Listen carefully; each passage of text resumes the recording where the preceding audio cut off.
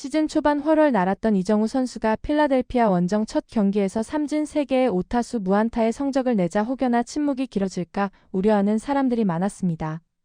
하지만 이정우 걱정은 쓸데없는 걱정이라는 것을 다시 한번 확인시켜줬는데요.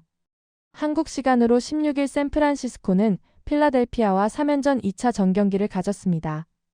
이 경기 변함없이 이정우 선수는 3번 타자 중견수로 선발 출전했습니다. 전날 안타가 없었던 이정우 선수의 첫 타석에 시선이 집중될 수밖에 없었습니다. 하지만 1회 초 첫 타석에서 1루수 땅볼을 기록했습니다. 6타석째 무안타에 아마 이정우 선수 본인을 제외하고 초조한 마음을 감추지 못했을 것 같은데요. 4회 초 두 번째 타석에서 이정우 선수가 또 다시 삼진으로 물러났습니다. 7타석째 무안타였습니다. 하지만 이정우 선수의 침묵은 더 이상 길어지지 않았습니다. 샌프란시스코와 필라델피아가 2대2로 팽팽하게 맞서던 6회 초 이정우 선수는 세 번째 타석에 들어섰는데요. 1사 주자 없는 상황에서 타석에 들어선 이정우 선수는 한가운데로 몰린 루사르도의 초구 스위퍼를 공략해 우익선상 떨어지는 2루타를 기록했습니다. 시즌 9번째 2루타. 실시간 2루타 부문 리그 1위로 뛰어오르는 순간이었습니다. 이후 폭투로 3루까지 간 뒤 윌머 플로레스의 유격수 땅볼에 이정우 선수는 빠른 스타트로 득점을 올릴 수 있었습니다. 이는 또 팀이 필라델피아를 3대2로 역전하는 귀중한 점수였습니다. 또 한 번의 2루타를 치면서 2루타 기계라는 별명을 각인시켜 주었는데요. 이정우 선수의 2루타는 또 다시 득점으로 이어지면서 이정우의 출루는 득점으로 이어진다는 공식을 또 한 번 확인할 수 있었죠. 그런데 앞서 3회에서는 이날 경기 흐름을 완전히 바꾸는 인상적인 이정우 선수의 수비가 나왔었습니다.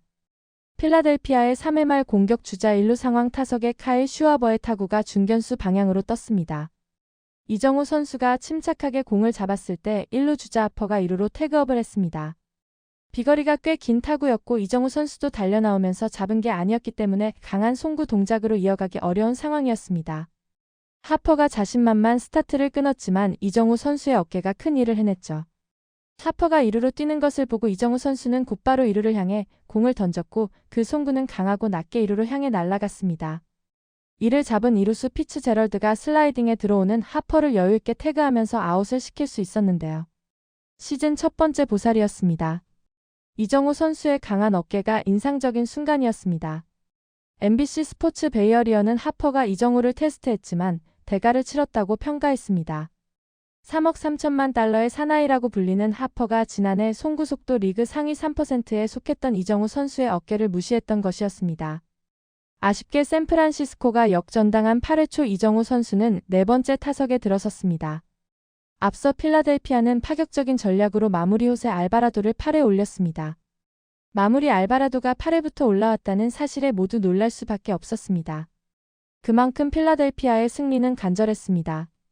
하지만 1, 2번 타자에게 연속 안타를 내준 알바라도는 좌타자 이정우 선수를 상대했는데요. 이정우 선수가 강속구 좌투수 알바라도를 상대하기란 쉽지 않을 것으로 예상했습니다. 알바라도 역시 필라델피아의 좌타자 킬러라고 불리는 선수였습니다. 이정우 선수는 쉽게 물러나지 않고 알바라도와 8구까지 가는 끈질긴 승부를 벌였습니다.